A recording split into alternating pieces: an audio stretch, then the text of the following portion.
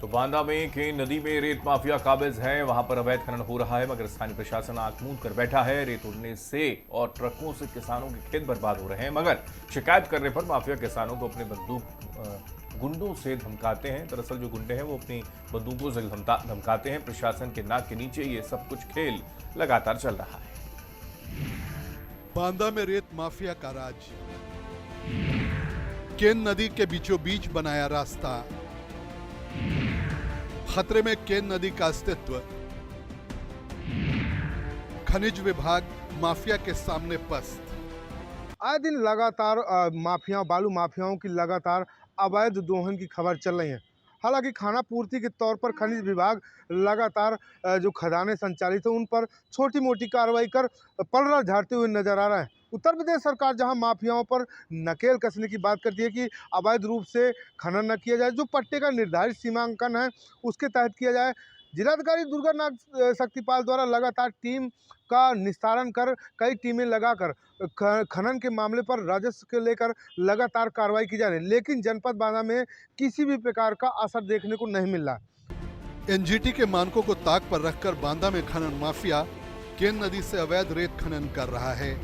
वहां पर माफिया ने नदी के बीचों बीच एक रास्ता बना दिया है, जहां से रेत भरकर ट्रक आते जाते हैं। जहां सरकार से पट्टा मिला है वहां पर भी नियमों का उल्लंघन हो रहा है।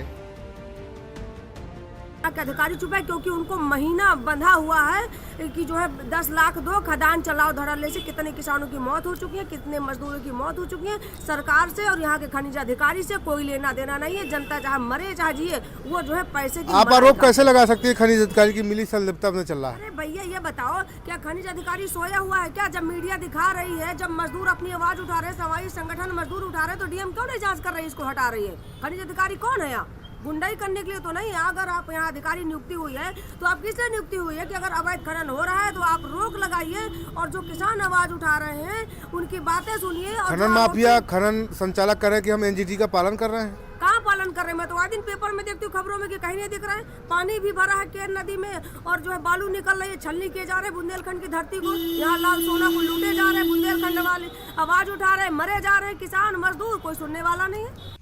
आगे कम से कम 1.5 किलोमीटर आगे तक खनन हो रहा है। अब पट्टा इनका कहाँ तक है ये तो ये देखभाल जाने, ये तो कानून को, ये तो डीएम जाने। लेकिन पुल बनाना कहाँ तक सही है? पुल तो अवैध है, कहाँ मैनुअल में है इनके? पुल तो अवैध ही बना रहे हैं लोग। की होगी जल जीव तो ख़त्म हो जाते हैं। जहाँ पीपा पुल बना उस पार इस पार हो नहीं पा रहे, वहीं के वहीं रह जाते हैं। कहीं कहीं तो भैंसें वगैरह जो किसान लोगों के धोने और पानी पीने के लिए तो सब बंद हो चुका है।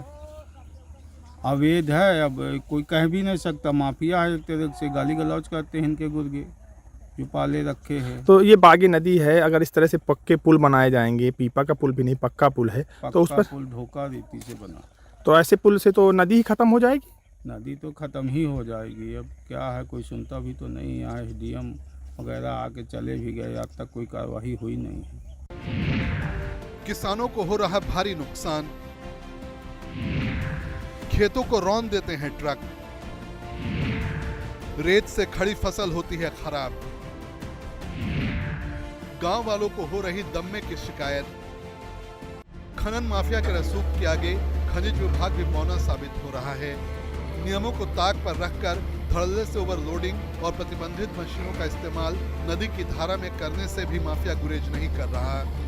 विरोध करने पर लाठी और बंदूक की नोक पर ग्रामीणों को जमकर धमकाया जाता है।